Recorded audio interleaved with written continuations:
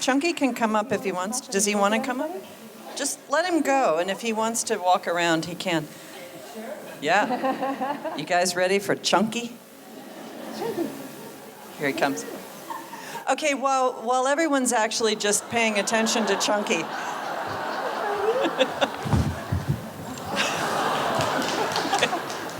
All right, we don't even have to talk. This is it. But, I don't need one. No, you don't. You just need Chunky. I think you're sitting on yours. There you go. I guess it's going to be like this. It's going to be...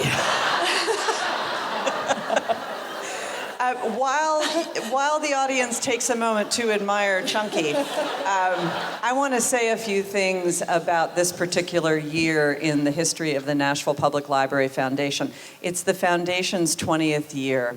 And it's a very, very important anniversary for us, which is why we very specifically wanted Liz to be here this year. The Public Library Foundation has come a long way, and I was on the board forever.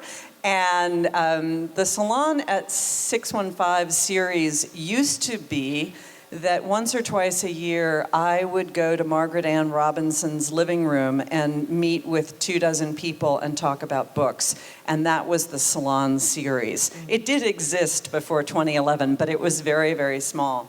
So we continue to grow and change, and the library and the Library Foundation do so many remarkable things in this city. But this is also really the moment that we're remembering our roots and how we grew. And I want to pay attention to Sean Bacher, who is in her first year, and we're so, so happy to have you.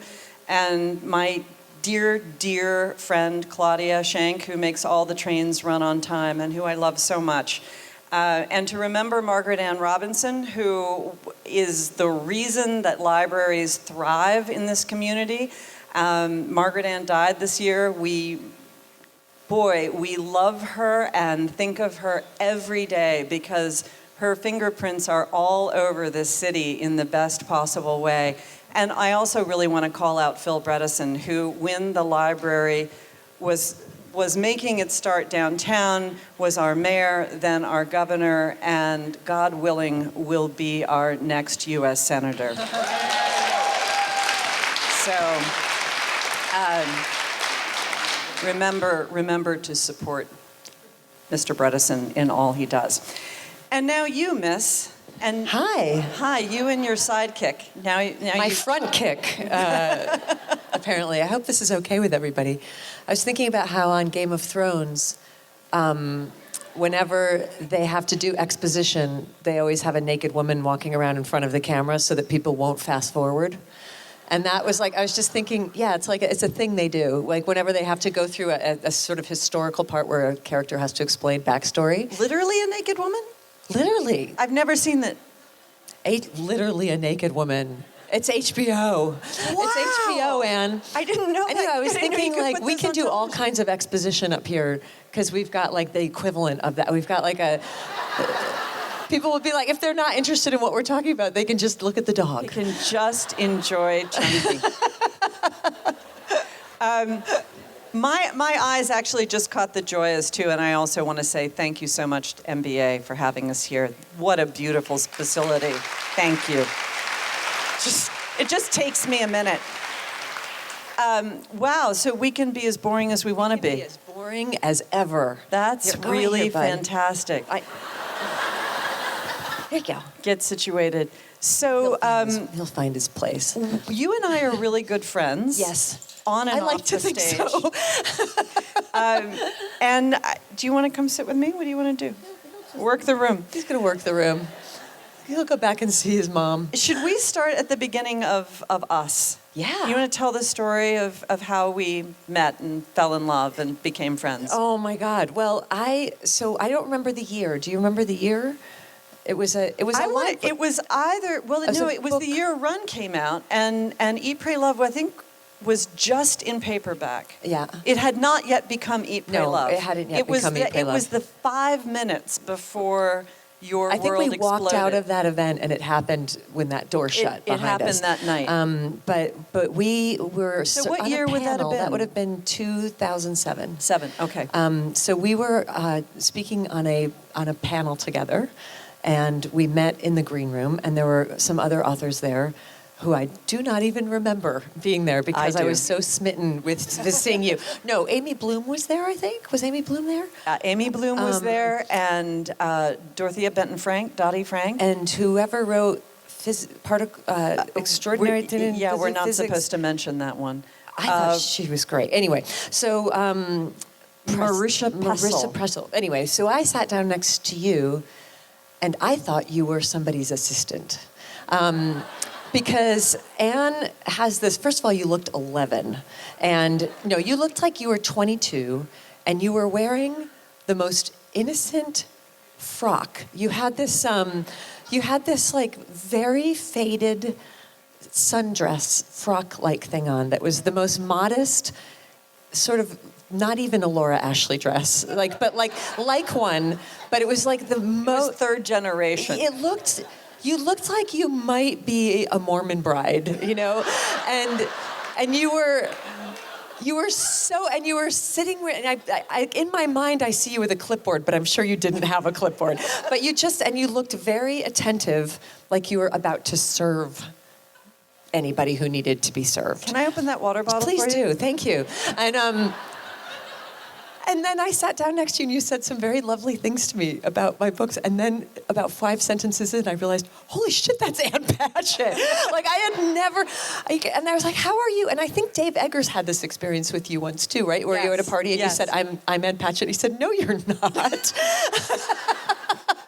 She's really beautiful and interesting. No. Don't pretend. No, I actually had that experience once with Anne Rice.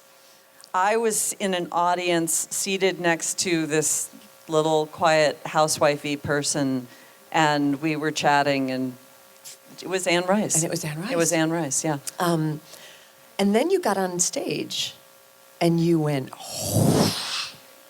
you know, like this firebird showed up, and you opened up your mouth, and I was like, this is one of the most interesting people I've met in a very long time. You are able to be many things at the same time. The dress, by the way, was made for her, and you and your sister made it in your home ec, in high school home ec. So the reason that it looked old and faded and humble is because it was. And this is what she elected to wear to her event in New York City, and I was like, that is like gangster. To wear your high school home ec sundress to your event in New York City. So great.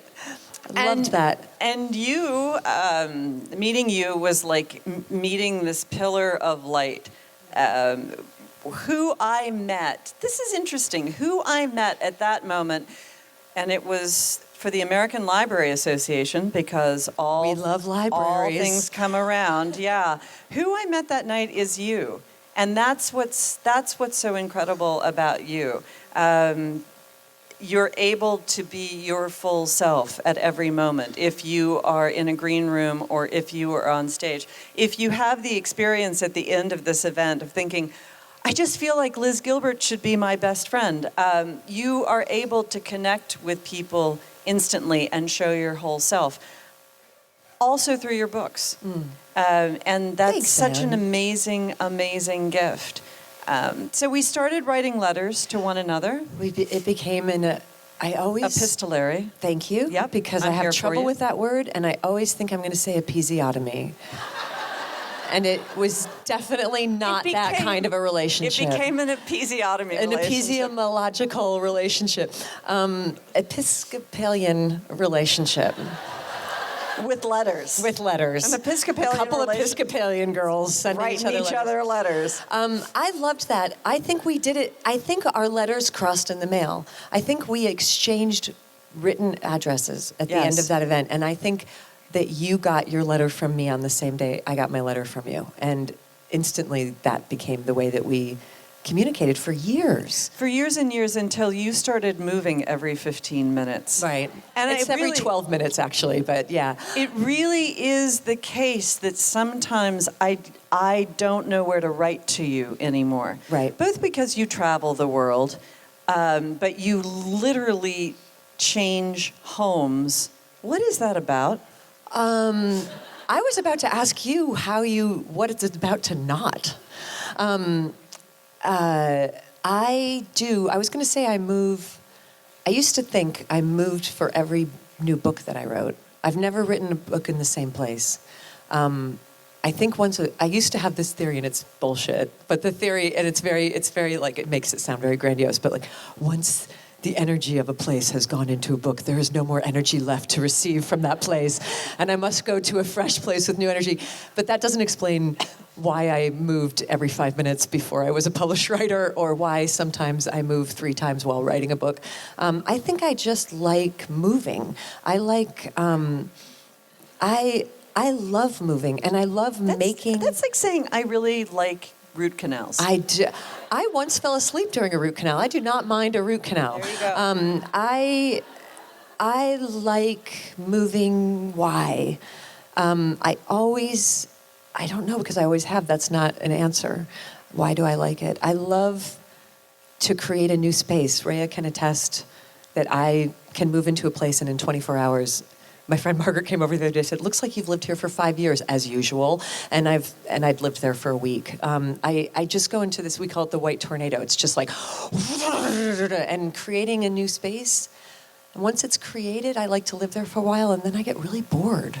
So this has got to be the same part of your brain that moves through the world, that goes to India and Italy and Indonesia, right? Like Chunky, I make myself at home everywhere. Really, like, this is now where we live. We live here in this chair right here, adaptable. Yeah, I like a change of scenery, and I also like leaving places. I don't get sentimental. We said something in the green room, and we said we should talk about this. Oh, that every book you think, I'm so glad that's done. I don't have to ever write that book again. Yes. So I said to Kent Oliver, "Oh, you're going to love Last American Man. I love that book so passionately." And you were like, eh. Well, I was just glad I don't ever have to do it again. That was like the book. You know what the thing is? Life is a lot of work. You know, it's a great gig, and it's still the most interesting game in town, but it's a lot of work. And I look back on every year of my life and I think, oh my God, that was a lot of work. And even when I had a really good amount, like, I look at pictures and I just think, I'm so glad I don't have to do that again. And when I was doing it, I was really loving doing it. So it wasn't like I look at pictures of places or things or activities that I did and I think I hated that. I just think that took a lot of energy. Well, and I hear that and I think, well, of course you feel that way because you move every 12 minutes. I mean, so how much of that work is that you make it a lot of work, which probably we can extrapolate out to the writing of the books. Yeah. Because the books that you make a lot of work are the books that usually turn out to be really good. Because you've put this huge amount of your life and energy into it. I suppose life doesn't have to be that much work. I don't think it does. But your life is too, Anne. I mean, you were saying yesterday you say no 27,000 times a day and you're still doing more than you want to be doing. Raise your hand if that's you. Like, you know, it's...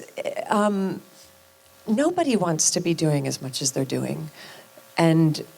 I don't know, we must want to, because we do. I think, for me, the alternative is boredom. So have you ever been bored? I have been bored. What? But for me, do you know, I learned this wonderful thing the other day that certain psychology people believe that anxiety is a cover for boredom, which, if you think about it for a second, you're like, huh. I'm sorry, it works the other way, too. Boredom is a cover for anxiety. Lots of times I think when people say that they're bored, what they are is anxious. Or if they feel that they're bored, what they are is anxious. And so I think that I tend to skip the boredom and go right to the anxiety. So when I think about times in my life when I was bored, what I really was anxious. anxious and unhappy, restless, and not wanting to be in the situation that I was in. So it expressed itself as boredom, but it didn't last very long because then I would move. Then I would change something instantly to alter that. That is really incredibly interesting because to me, boredom and anxiety are as far away from one another as San Diego and New Brunswick, Maine. Boredom is, I have so much time. I have nothing to do. I have so much time in which to do nothing that I am just don't have an idea in my head of how to move forward. Whereas anxiety is, I have 98 things to do in the next 98 seconds, and how am I possibly going to get it all done? But I think of boredom as just another kind of anxiety. I have nothing to do. This is terrible. This makes me anxious. Okay. I have nothing to read. I'm on an airplane. I've accidentally have nothing to read. Like that is an anxiety-producing situation for me. I'll get a cocktail napkin and I'll start writing haikus on it or something to do something. So yesterday, God, I really feel like we're in therapy, and this is a really good moment. Yesterday, I took you and Rhea to UAL, which is what we do when Liz comes to town. In fact, it was covered. Not only was it covered by the New York Times, but they framed the article and hung it in UAL. I didn't go to UAL for about a year after that article came out. But I'm not shopping this year, which is a whole other story. And so Liz and Rhea and Chunky and I went to UAL, and I sat with Chunky, and I had absolutely nothing to do, and I was so happy. I was anxious about how you had nothing to do. I kept looking at you and getting these little waves of anxiety, like, she's got nothing to do. She's not shopping. She's watching people shop. That's a terribly boring thing to do. I was staring into the middle distance, but you meditate, but you pray, but you are all about finding quiet places in your life to have nothing to do. Meditating and prayer are not doing nothing. I know they're not doing nothing, but if you're sitting in UAL holding the dog's leash, it's a good moment to meditate and pray. That's true. Is that what you did? Yeah, sure. That's so lovely. The long-running television series that is The Inside of My Mind is a pretty interesting show to watch happen. I can really scare myself with it sometimes. I can get to, I'm sure none of you have ever had this experience of thinking that your mind is a dangerous neighborhood to walk in alone at night, but my mind can be a dangerous neighborhood to walk in alone at night. It can be a scary movie, it can be a fun movie, it can be, but the movie's always going.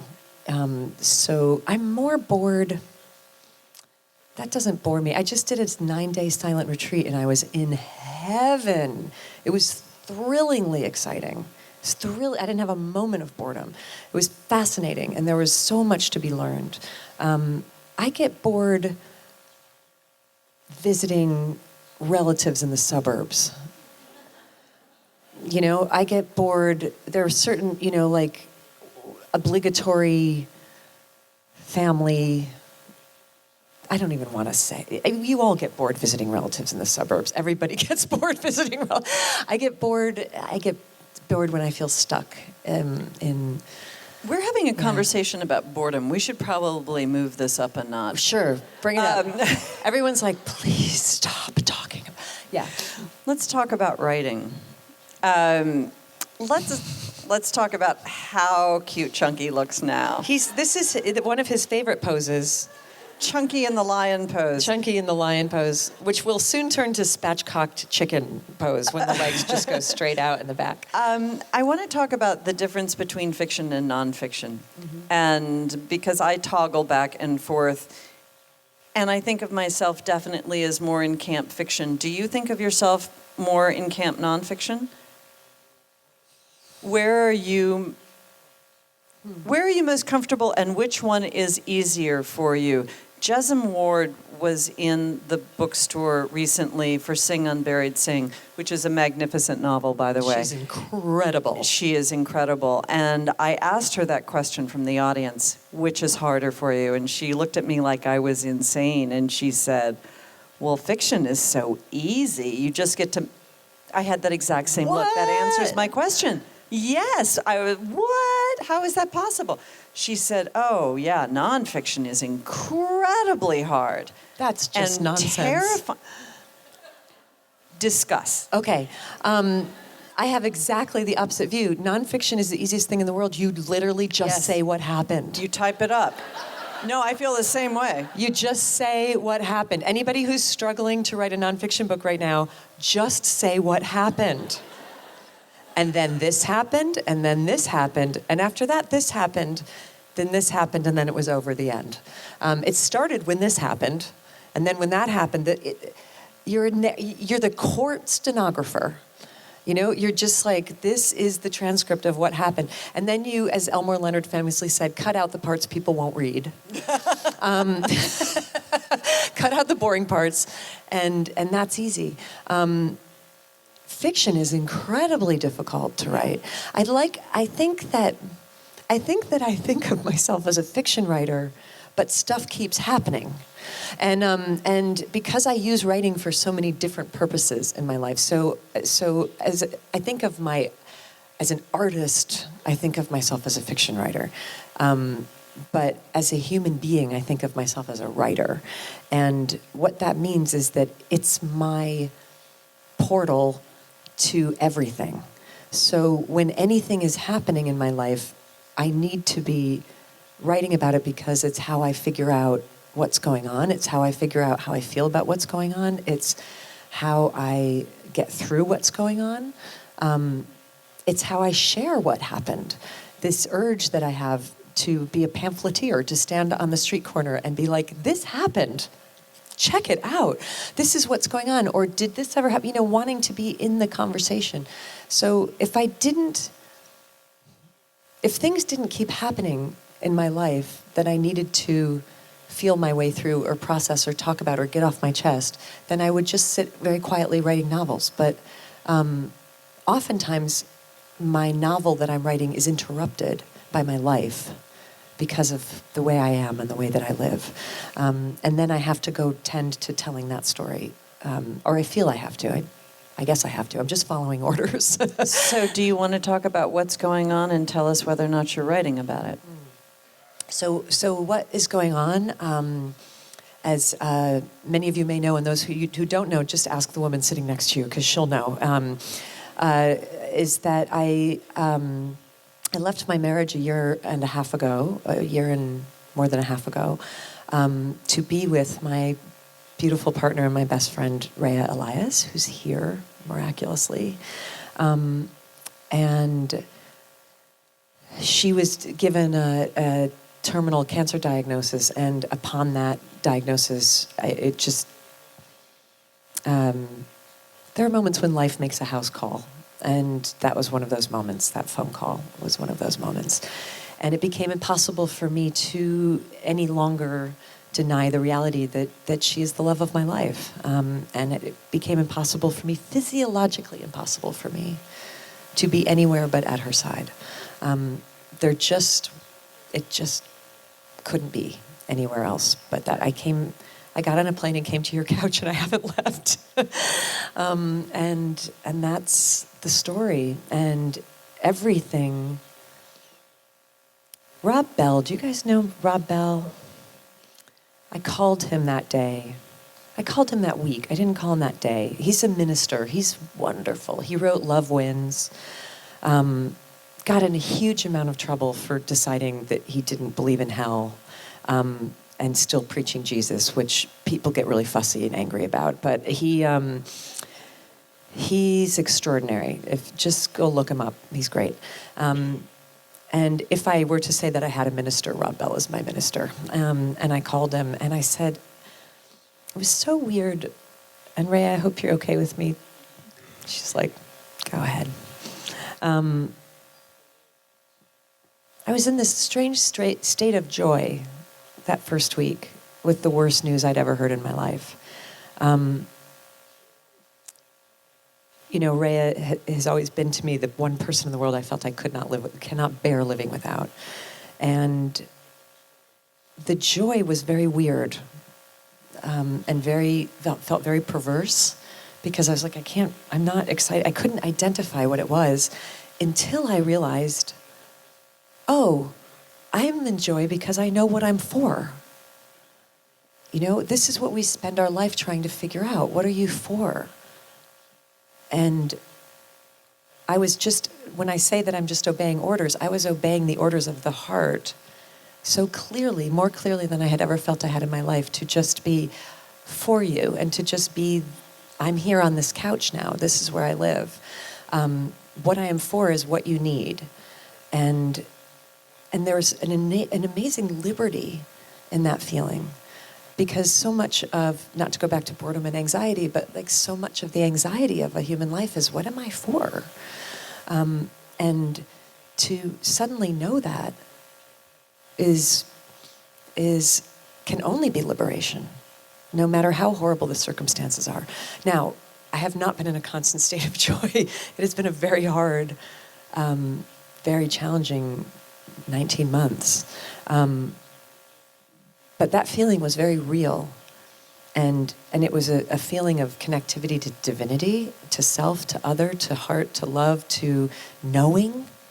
You know, just a knowing. This is done. Like, and everything, I had a whole schedule, I had a whole life, and it was canceled from that minute with effortlessness. Like, just there was no trauma. It was like, none of this matters. Not one of these things matters. None of these people matter. No, this home doesn't matter. I mean, my homes never really matter, but like this, nothing matters except this. So that clarity was, you know, it's rare in your life that you get to feel that clear. And one of the things that didn't matter anymore was that novel that you mentioned that I was writing. Suddenly, I was thinking, I have to update my website. I cannot bring myself to care about that novel that I cared about up until that phone call more than anything. And maybe it'll come to me and I'll read it. Exactly. Those of you who have read Big Magic. And it, you know, I talked to it. I talked to it and I explained to it the situation and I asked it to stay. I was like, please don't go to Barbara Kingsolver, you know, or to Ann. You know, I stay in communication. I'm not saying that facetiously. I talk to it, to whatever the living essence is of a creative idea. I'm very pagan this way. I talk to it and I ask it to understand and I ask it to stay. And maybe it will, maybe it won't. And like Chunky, maybe it will, maybe it won't. And I instantly started writing everything. And I've been writing everything. And I assume, I mean, part of me thinks, well, you never know if you'll do, of course I'll write a book about Rhea. I would have written a book about Rhea anyway. Rhea needs a book written about her. I think so. Yeah. And if you don't do it, I will. We could both do it. We could. I mean, she is a woman with two books worth. Easily. Very easily. Yeah. And, you know, I would hate to live in a world without Rhea. I would hate to live in a world without a book about Rhea. So, yeah. I remember a while back, you told me a story about meeting a documentary filmmaker who was interested in making a film about Rhea, and you said to me, the great thing about this is now he's recording the experience and I can live it. For the first time, I don't have to be the one recording it. Not true? Well, I would have a break while he was in the room. You know, And that was what, like a half an hour a month? No. Oh, no. He's been very much in the room. Oh, really? Yeah. Oh, okay. This is this wonderful British filmmaker who just came out with a book. Everything's a book. Everything's a book. It's Library Day. He came out with a documentary called Walk With Me. If you get a chance to see it, it's a documentary about Thich Nhat Hanh. And he was the only filmmaker ever to be allowed to Plum Village. Thich Nhat Hanh is the wonderful Vietnamese monk and Nobel Prize winner or nominee. And he documented for 3 years what it is like to live a monastic life. And a very, very, very quiet, beautiful, beautiful movie that just came out right now. And he was working, we met him at an event. We were in the green room at some tech conference in California right after we got together. And he was asking who we were to each other. And we sort of told a thumbnail of our story, and he said, wow, I'm working on a documentary. I've been working for years on a documentary about end of life. Would I be able to interview you? And Rhea said, absolutely. And then he did a Skype interview with Rhea, and he told me later, he said, instantly he knew that everything he had filmed up until that point was going on the cutting room floor, and that there would be there's no point to put Rhea in a movie that anyone else is in. All the hospice workers he had interviewed, he was like, this is a movie, if you will have it, I would like to make a movie about you. And so it was lovely. It was, I felt it, those of you who have lost a loved one or have a loved one who's sick, you get a greed for that person. And I call it Rhea greed, and I'm not the only one who has it. Everyone who loves Rhea, we've all had Rhea greed this year, of just this, it's very un-Buddhist, this clinging, grabbing, hoarding feeling of wanting every moment. And so there was, for me, that fed into my Rhea greed to see someone documenting all of these moments. And there's things that film can do that writing cannot. And so, But you are writing. But I am writing. And what is it like to live your life so out loud, so in public, so as a participant of social media? Because that's another place where you and I are on the opposite sides of the country. Not that I think that there's anything wrong with it, I just can't even imagine it. Yeah, I can't imagine it for you. And how does it impact your life? That you can say, okay, I know that if you're here, you guys probably know exactly what's going on in my life. I'm not a very private person, Ann. Okay. I love that about I've never been. I've never been. I wasn't a private kindergartner, you know? I've never been that person. And I am also.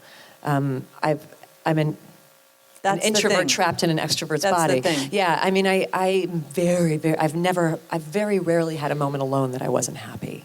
I've had moments with other people when I'm not happy, but I've very rarely been alone that I'm not happy.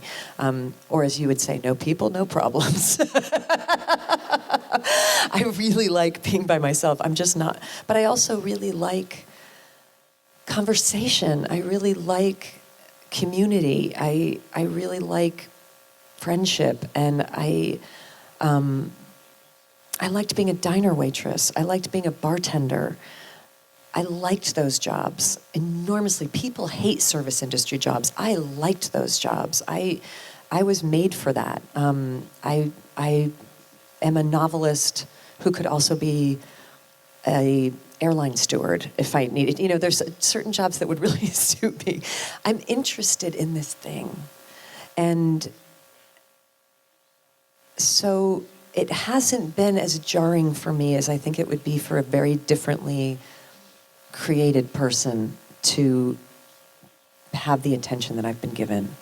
I think that for somebody with a different makeup than me, it would have been horrible. And parts of it were horrible. When Eat, Pray, Love, when it was like peak Eat, Pray, Love, parts of it were horrible even for me.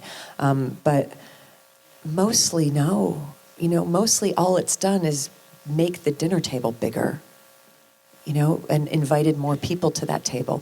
That said, those of you who do follow me on Facebook know I haven't been there very much this year. And that's not a matter of protecting my privacy as it is a matter of not having time. You know, not having time, not having energy, and not being able to process. Things are happening in real time so fast that it's too soon to be, it's not digested, you know? So while it looks like I live my life in the wide open, what it really means in terms of certainly what's going on with me and Rhea is that I made a very public announcement about it, but I haven't really said anything about it since. I mean, I've said more about it here on this stage than I've said in the last 19 months. Welcome. You know, so I'm not live tweeting this circumstance in my life. And of course, I wouldn't know if you wouldn't were know not. if I was anyway. That's right. But to answer, one thing I just want to say for anybody who wonders whether you should or should not be on social media, this seems to be an anxiety people have. Like, is this a good thing? Is this a bad thing? There are actually people nodding. I'm know. seeing people going, yeah. Here is what I say to you. This is a very simple answer. Do you like it? If you like it, do it. If you don't like it, don't do it. It's great. Thank Right you. here, you have two examples. I like it. She wouldn't like it. I do it. She doesn't do it. But We're never- both perfectly sane adults who. Right. And never having done it, it's really funny because all my friends say, "Oh, you wouldn't like that." One of the things We that know I you, love, and you would super not like that. one of the things that I love about the bookstore is I feel like I have this whole group of people who are always saying, "We know you. You wouldn't like this. Just don't go." Because we have a limited amount of time, I want to ask you some of the audience questions, which I may or may not be able to read because I didn't bring my glasses. You got yours? Do you want to read them, or do you want me to read? Okay. They're trifocals. You may have trouble, but look down. Well, here. No, this is. Oh, no, this is good. Thank you. And you look like Harry Potter. Okay, I've got to hold them up a little bit. Liz, what is one of the best pieces of advice you have for inspiring writers? Which I like because usually that sentence would be aspiring writers, but For it is inspiring for writers. inspiring writers. Okay, so I'll give you not only the best piece of advice that I've ever been given for aspiring writers, but the aspiring or inspiring, the best piece of advice I've ever been given, period. So this should apply to everybody. When I was in my 20s and in New York and working a bunch of jobs and trying to be a writer and getting really discouraged and getting nothing but rejection letters for 7 years, there was a woman who lived in my neighborhood she had my life that I wanted. You may know that woman. There's someone who has the life that you think you should have or want or think you could never have. And she was a very successful artist, a visual artist. And she was older. She was an ancient. She was 50. A million years old, and she made money and sold work and traveled and only did art and was cool and funky, and I was like, God, she's just everything. And I considered her my mentor. She did not share that belief, but what that meant to me was that I would corner her whenever I got a chance to be with her, and I would try to suck life out of her into me, like whatever she had, rub it on me. And one day she politely asked me how my work was going, and I said it was going very poorly because I didn't have any time because I had all these jobs. And I had a boyfriend whose care and feeding took up a lot of energy, and I had a lot of stuff going on, and I just didn't have time. Like the thing we all say, I didn't have time to do the thing that I loved. And she said to me the most important question I've ever been given in my entire life, and she said, "What are you willing to give up to have what you claim you want?" She didn't say claim, she said pretend. What are you willing to give up to have what you keep pretending you want? I will ask that question again. What are you willing to give up to have what you keep pretending you want? This is a question you can ask yourself every year of your life, no matter where you are in your life, because I was deeply offended by the word pretending. And I said that I was offended, and she said, "It looks to me like you're pretending you want this because you're not making any time for it." And I said, "I don't have any time. I have 3 jobs. I've got da-da-da-da-da." And she said, "What's your favorite TV show?" And I was like, "Seinfeld." And she's like, "Not anymore. You're going to go home and get rid of your What's your favorite magazine? You have any magazine subscriptions? Oh, you read The New Yorker? You have time for that? You have time for Vanity Fair? What's your favorite bar that you go to with your friends? Oh, you have time for that? Boyfriend? Who's your favorite boyfriend? Boyfriend. You got time for that? So it was a real challenge. And she said, "I remember you saying you and your friends were renting a beach house this summer. You have got time to go to the beach, huh? Must have a lot of time." Anyway, ouch. But also, get real. What are you using your time for? And what is it that you keep saying you want your life to look like? And where is it going instead? It's hardcore, but it's really good. It gets you there. Read Big Magic. It is a book so full of wisdom about making time and making art. And there's that wonderful letter between Melville and Hawthorne or Hawthorne, Emerson? Melville and Hawthorne, where Melville says, I don't have any time to write. I'm dreaming of time. I keep thinking about whales, but who has the time? I'm a middle school teacher, and I would love to know what you would have liked to have heard, how you would have liked to have been encouraged at that impressionable age, 5th through 8th grade. I'm not sure I did that justice, but it was So I am glasses. neither a parent nor a teacher. By choice, I decided not to be either one of those things. It takes a lot of time to be both of those things. I will say this, though, whenever I'm asked for advice about how to teach kids how to be creative, which I think is sort of what that question is, you can only show them. You can only show them what it looks like. If you're not living that way and you're trying to teach it, it's not going to work. It just isn't. They need to see how passionate you are about your life, about what turns you on, about what's wildly exciting to you. If you're a parent and you have a completely creativity-free life, but you spend your life driving your kids to violin lessons and art classes because you want them to be creative, I guarantee you this will not work as well for them as when they see you shut the door, go behind it, put a sign on the door saying, do not disturb mom, she's creating. And they watch you do that for your entire life, and they learn that that's not only really cool, but it's okay, and that's how you do it.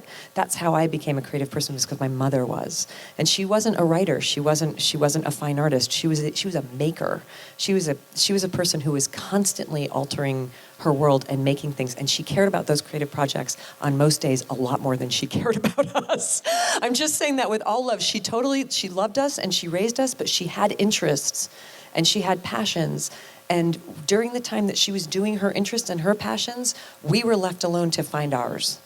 And so, she was not concerning herself with making that happen for us. She was like, go this. So as a teacher, I think the best teacher I ever had was my 4th grade teacher, Miss Sandy Carpenter, who I'm still in constant contact with. She's 75. She was the most excited person I had ever met. And she taught us everything she was into. She was really into plants, so we got really into plants. She was really into astronomy, we got really into astronomy. We were out in a field in the middle of the night with her at the age of 9 looking at constellations because that's what she would have been doing anyway. So be the thing. Be the thing. And because kids can't help. Kids will never, ever, ever do what you tell them to do or what you want them to do, but they cannot help imitating you, especially if you have a lot of time with them. So that would be my advice. Apparently that's true for reading, too. It's not that whether or not you read to your children, it's whether or not you tell your children to go away because you're reading.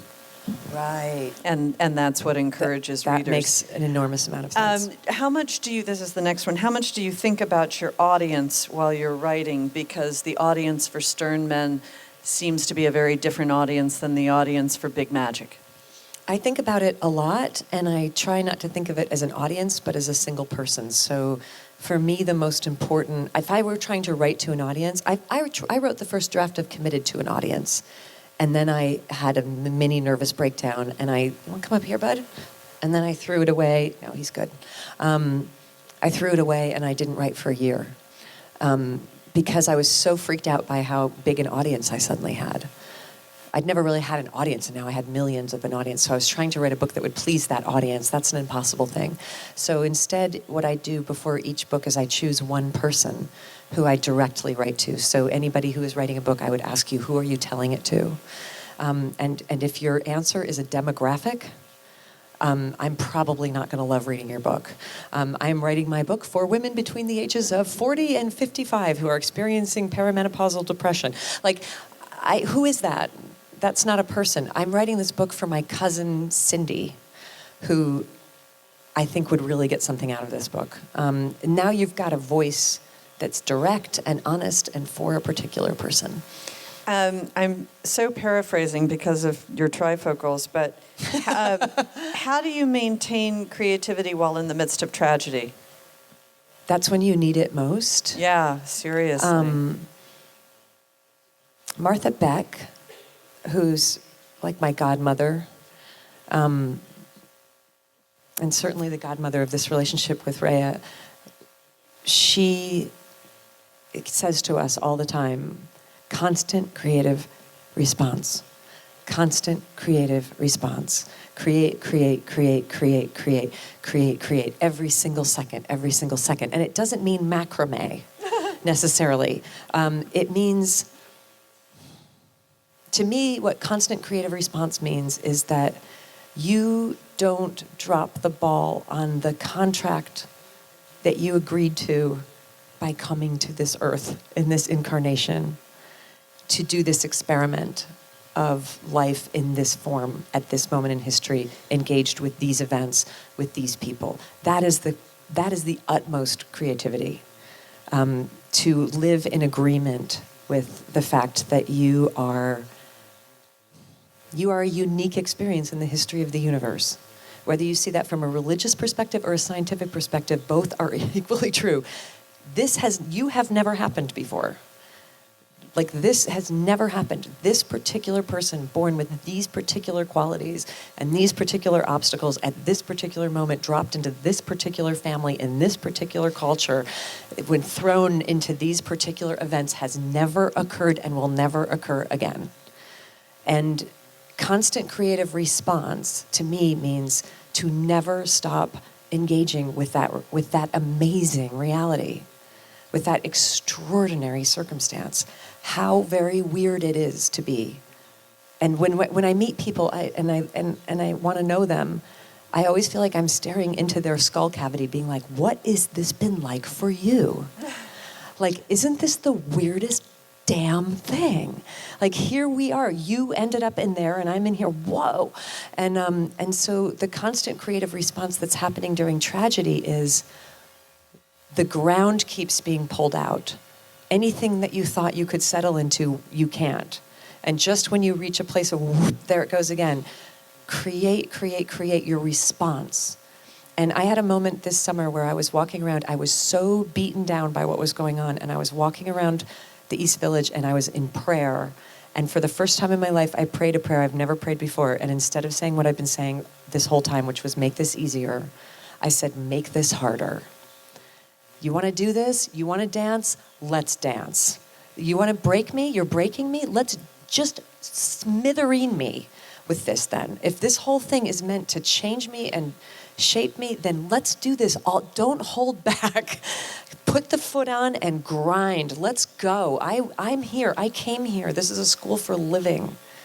This is a school for courage. This is a school for learning mercy. This is a school for breaking and resilience, for rupture and repair. Let's go. And that's creative response. And it doesn't mean that you have to go home and do a watercolor. It means that you have to go home and recommit to being here. What is the most interesting response I could have to this circumstance? How can we do this in the most interesting possible way? What is a different way that I can see this? And what is this asking of me? That's constant creativity. I think that's where we end this conversation.